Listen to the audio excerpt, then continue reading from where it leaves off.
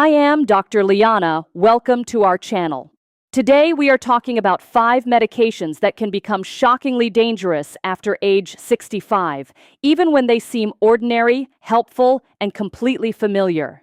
You may discover that the pill causing fatigue, confusion, dizziness, bleeding, or a frightening fall is not rare at all. And wait for it, because the most dangerous part is not always the medicine itself. It is how the aging body processes it once it enters your bloodstream. After 65, the rules of medication change, and most people are never clearly told that. The kidneys often clear drugs more slowly. The liver may process them less efficiently. The brain becomes more sensitive to sedating chemicals, and body composition shifts in ways that can make certain medicines stay in the system longer and hit much harder than they did at 50 or even 60. That means a prescription you tolerated for years can suddenly start acting like a different drug. A sleep aid can become a fall risk. An anxiety pill can become a memory problem. A pain reliever can quietly become a bleeding emergency. And the truth is, many older adults never connect the symptom to the medication because the change is gradual, subtle, and easy to mistake for just getting older. But here's the shocking part. The most dangerous medications after 65 are often prescribed for very common problems: pain, anxiety, insomnia, agitation, and diabetes. In other words, the danger is not hiding in some rare specialist-only prescription. It is often sitting in a familiar orange bottle in the kitchen cabinet, beside the vitamins and the blood pressure pills, looking completely harmless. So in this video, I'm going to walk you through the 5 medication categories I worry about most after age 65. Not because every one of them is always wrong. Some have important uses, and sometimes they are absolutely necessary. But they are the medications that deserve a second look, a better question, a safer conversation, and in many cases, a smarter plan. And please hear me carefully before we go one step further. Do not stop any prescription suddenly on your own, especially medicines for anxiety, sleep, psychosis, pain, or diabetes. Some of these drugs can cause serious withdrawal, rebound symptoms, or dangerous instability if they are stopped too fast. This video is not about panic. It is about protection, awareness, and knowing which questions could save you from a fall, an ER visit, or something even worse. Now, before I start the countdown, I want to give you one bonus warning that catches a lot of families off guard. It is not always the prescription medication causing the problem. Sometimes it is the over-the-counter PM product, the nighttime cold medicine, or the allergy pill someone takes because it seems gentle, familiar, and easy to buy without a doctor's visit. If you see diphenhydramine or doxylamine on the label, that should make you pause. These drugs are strongly anticholinergic, which means they block acetylcholine, a chemical messenger your brain and body depend on for memory, alertness, bowel function, and bladder function. In younger people, that may cause a little drowsiness. In older adults, it can trigger confusion, constipation, dry mouth, urinary retention, brain fog, and a much higher fall risk. You won't believe how often this gets missed because the medication is sold over the counter. People assume prescription means powerful and non-prescription means safe. But after 65, that assumption can be dangerously wrong. Remember when I mentioned that the aging brain becomes more sensitive? This is exactly what I meant. The same chemical effect that makes a person sleepy can also make them disoriented, unsteady, and much more vulnerable at night. And that leads us into the first medication category on the list, because this one can look like ordinary diabetes control until the moment it becomes a crisis. Number 5 is sulfonylureas, a group of diabetes medications that includes glympyride, glipizide, and glyburide.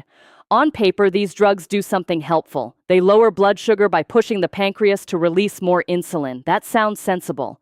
But here is the hidden danger. Insulin keeps working whether or not enough food is coming in, and that is where things can go off the rails after 65. Imagine a 76-year-old man who takes his usual diabetes pill in the morning, but that day he is not hungry. Maybe he has a stomach bug. Maybe he skips lunch because he has a doctor's appointment. Maybe his kidneys are not filtering as well as they used to, so the medication lingers longer. By mid-afternoon, he is sweating, shaky, irritable, and confused, and everyone around him thinks he is tired or dehydrated. But here's the shocking part. His brain may actually be starving. The brain depends heavily on glucose for fuel, and when blood sugar drops too low, the brain starts to malfunction. That can look like weakness, blurred vision, sudden fatigue, confusion, trembling, or bizarre behavior. In more serious cases, it can lead to passing out, seizures, coma, and in extreme situations, death. This is one of the reasons low blood sugar can be so dangerous in older adults. It does not always announce itself dramatically.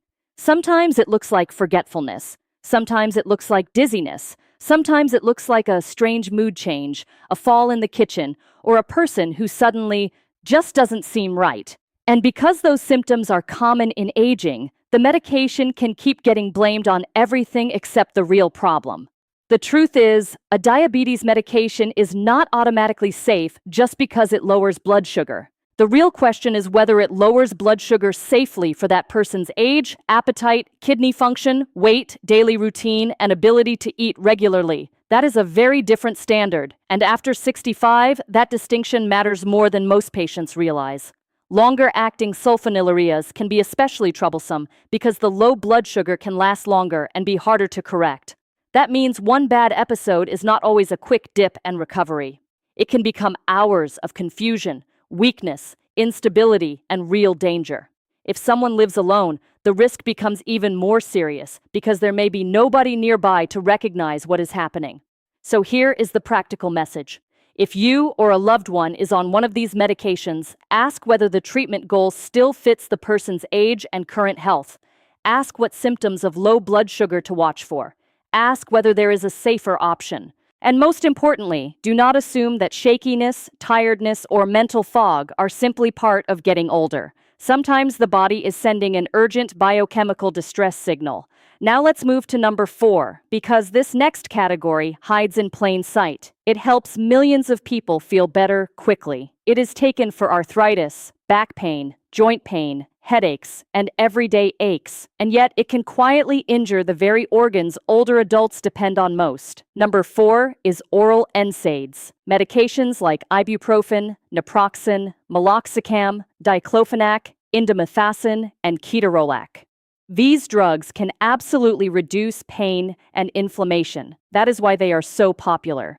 But they also block prostaglandins, and prostaglandins do much more than create soreness. They help protect the stomach lining, support blood flow into the kidneys, and influence fluid balance in the body. So when someone takes these medicines repeatedly, especially at older ages, the body can lose some of those protective effects. The stomach lining becomes more vulnerable to irritation and bleeding. The kidneys may receive less supportive blood flow. Blood pressure can rise. Fluid can build up. A person with a touch of heart failure can suddenly worsen. And a medication that started as pain relief can slowly become an internal emergency. Here is a real-world scenario that happens more often than families realize. A 72-year-old woman has knee pain, so she takes ibuprofen every day for months because it is the only thing that helps her move around. She is also on a blood thinner. Then one morning she feels weak, dizzy, and short of breath. She thinks it is exhaustion, but the shocking part is that she may be bleeding internally, one small dose at a time. And this is why NSAIDs are so deceptive. They do not usually create danger in a dramatic Hollywood moment. They often create danger through repetition. One pill for a bad back day may not do major harm, but daily use for weeks, months, or years is a different story, especially in adults over 75, people with kidney disease, people on blood thinners, or people taking steroids or antiplatelet drugs. You also have the problem of doubling up without realizing it. Someone takes naproxen for joint pain, then grabs an over-the-counter cold medicine or another pain reliever without noticing it contains a similar ingredient. Suddenly the dose is higher, the risk is higher, and the body is absorbing far more than the person intended. You won't believe how many medication disasters begin with that exact kind of unintentional stacking. But here's the good news. Pain treatment does not always have to mean chronic oral NSAID use. Sometimes the safer conversation involves topical diclofenac, physical therapy, better footwear, targeted exercise, heat, weight reduction, joint injections, or other pain strategies that reduce whole body exposure. Remember when I mentioned that medication risk after 65 is often about biology and combinations? NSAIDs are a perfect example of both. Now we come to number 3, and this one is especially important because it targets a problem that makes people desperate.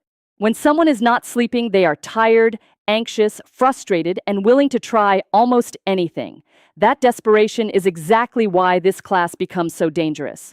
Number 3 is the group known as Z drugs, including zolpidem, zaloplan, and azopiclone. These are often seen as gentler or more modern sleep medications, almost like a refined version of older sedatives. But that image is misleading. In older adults, these drugs still act on brain pathways that reduce activity and increase sedation, and the aging brain does not always handle that slowdown gracefully. Here is what makes this so dangerous after 65. The dose is taken at night, when blood pressure may already dip, vision is limited, reaction time is slower, and many seniors are getting up to use the bathroom. So now you have darkness, grogginess, reduced balance, and a sedated brain all happening at the same time. That combination is a setup for a fall, a fracture, or a terrifying trip to the emergency room. Let me paint the picture. A woman in her late 60s takes her sleep medication because she has had 3 bad nights in a row. At 2 in the morning, she wakes up to use the bathroom. She stands too quickly, feels just slightly off, clips the corner of a rug, and falls. She breaks a wrist or a hip, and suddenly, the issue is no longer insomnia. It is surgery, rehab, immobility, fear, and loss of independence. But here's the shocking part. These drugs often provide only modest improvement in how quickly people fall asleep or how long they stay asleep. In other words, the trade-off can be brutally uneven. A person may gain a little more sleep, yet pay for it with more confusion, falls, fractures, emergency room visits, hospitalizations, and next-day impairment. That is not a harmless nighttime helper. That is a major quality-of-life gamble. The truth is, sedation is not the same thing as restorative sleep. You can knock the brain out without actually repairing the underlying sleep problem. And that distinction matters. Because if the real issue is sleep apnea, pain, depression, anxiety, late caffeine, poor sleep timing, nighttime urination, or a noisy sleep environment, a sedative may only cover the symptom while leaving the cause untouched. This is where the phrase, "but I sleep better with it," can become misleading. Better compared to what? Better than lying awake frustrated? Maybe. Better for your brain, balance, memory, and long-term safety. Not necessarily. That is why non-drug treatment like CBTI, sleep scheduling, morning light exposure, reducing evening stimulation, and treating the true cause of insomnia can be far more powerful than people expect. And wait for it, because the next medication category is even more emotionally complicated. Families are often frightened. Caregivers are exhausted. The patient may be agitated, paranoid, or aggressive. Everyone wants relief, and that is exactly why the next drugs can feel like a miracle right before they become a serious mistake. Number 2 is antipsychotics used in older adults with dementia or delirium. Medications such as risperidone, quetiapine, olanzapine, and haloperidol. This is a difficult subject because families are usually dealing with genuine distress. A loved one may be wandering, shouting, hallucinating, or striking out in fear. In that moment, a calming medication can feel less like a prescription and more like a lifeline. But here's the shocking part. In a frail, older brain, especially one affected by dementia or delirium, these drugs can carry very serious risks. Antipsychotics alter major brain signaling systems, particularly dopamine and serotonin. That may reduce severe agitation in some situations, but it can also deepen sedation, worsen movement problems, cloud cognition, and contribute to dangerous drops in blood pressure when a person stands up. And the risk does not stop there. In older adults with dementia-related psychosis, these medications carry a boxed warning because they are associated with increased risk of death. They have also been linked to higher stroke risk and faster cognitive decline in this population. That does not mean they are never used. Sometimes they are used in extreme situations when a person is at risk of harming themselves or others. But these are not convenience drugs. Let that sink in for a moment. A medication given to calm behavior can, in the wrong setting, increase the very risks families are desperate to avoid. That is why the first question should not be, what can sedate them? The better question is, what is causing this behavior? Is it pain? Is it infection? Is it constipation? Is it urinary retention? Is it sleep disruption? Is it fear? Is it the environment? Remember when I mentioned that some symptoms blamed on aging are actually medication-related or biologically triggered? The same principle applies here. Delirium, agitation, and sudden confusion are often signals that something underneath is wrong. When a patient is medicated before the cause is understood, the warning sign gets muffled, but the underlying problem may keep worsening. I want to be very clear, because nuance matters. There are times when antipsychotics are used thoughtfully in severe circumstances, especially when safety is at stake. But routine or casual use for behavior control in older adults with dementia should never be treated lightly. These are high-stakes drugs, and every family deserves a careful discussion about risks, goals, duration, and non-drug alternatives before they become the default answer. And now we arrive at number 1, the category I would urge every senior caregiver, adult child, and even every physician reviewing an older chart to look at with extreme care. Because this next group is common, powerful, deceptively effective at first, and capable of causing serious harm in more than one way. Number 1 is benzodiazepines, medications like alprazolam, lorazepam, clonazepam, diazepam, and temazepam. These drugs are prescribed for anxiety, panic, muscle tension, insomnia, and sometimes other conditions. And here is what makes them so seductive. In the beginning, they often work fast. A person who feels overwhelmed, tense, or frightened may feel relief within a short time. That immediate calm can be incredibly reinforcing, but the truth is, the same mechanism that creates relief can also create the danger. Benzodiazepines strengthen GABA signaling, the brain's main inhibitory brake system. In simple terms, they turn the volume down on brain activity. That can reduce anxiety, but it can also slow reaction time, impair memory, blur thinking, reduce balance, weaken coordination, and increase daytime sedation, especially in older adults whose brains are more sensitive to the drug. Now think about what that means in everyday life. The person takes a pill for anxiety and feels calmer, but they are also driving slower to react, walking less steadily, remembering less clearly, and waking less sharply in the morning. A near fall becomes a fall. A missed step becomes a broken hip. A moment of forgetfulness becomes a pattern the family worries might be dementia when the medication is playing a major role. But here's the shocking part. Many people assume that if they have taken benzodiazepines for years, that proves the medicine is safe for them. In reality, long-term use can be part of the problem. The body adapts. Dependence can develop even when the medication is taken exactly as prescribed. So the person is no longer just taking the drug for relief. They may also be taking it to avoid withdrawal. And withdrawal from benzodiazepines is not trivial. It can cause severe anxiety, shaking, insomnia, agitation, and in serious cases, seizures. That is why these medications should never be stopped suddenly without medical supervision. This is one of the most important warnings in this entire video. If you or someone you love is on one of these drugs, the answer is not abrupt discontinuation. The answer is a careful, medically guided review. Now wait for it, because the most dangerous part may not be the benzodiazepine alone. It may be the combination. When benzodiazepines are taken together with opioids, the risk rises dramatically. Both can suppress the central nervous system. Both can slow breathing. Both can intensify sedation. Put them together in an older adult with frailty, sleep apnea, lung disease, or just a highly sensitive system, and that combination can become life-threatening. This is how a medication for anxiety and a medication for pain can quietly form one of the most dangerous pairs in the medicine cabinet.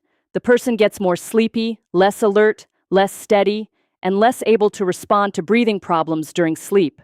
Families may just notice that the person seems unusually drowsy, foggy, or hard to wake. But the real problem may be respiratory depression building underneath the surface. You won't believe how often people think the warning signs are just fatigue or age. They say, he's slowing down, or she's been more forgetful lately, or he's just not himself. And yes, aging changes people. But remember when I mentioned that a medication can imitate aging? Benzodiazepines are one of the best examples. They can mimic cognitive decline, worsen delirium, intensify falls, and rob a person of sharpness they might otherwise still have. So if there is one category on this list that deserves immediate respectful review, this is it.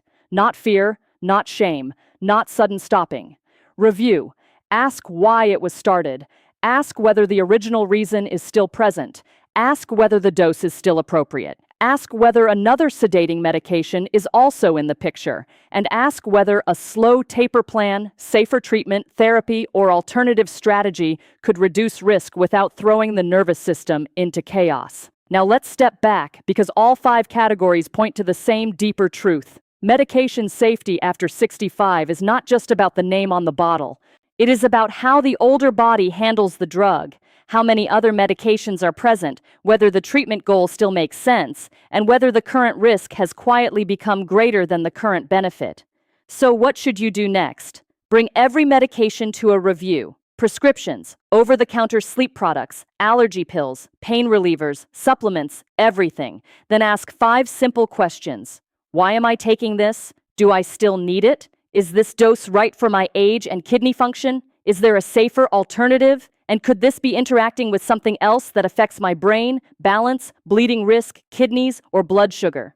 Those 5 questions can change everything. They can prevent a dangerous low blood sugar episode. They can uncover a hidden bleeding risk. They can explain why someone has been falling.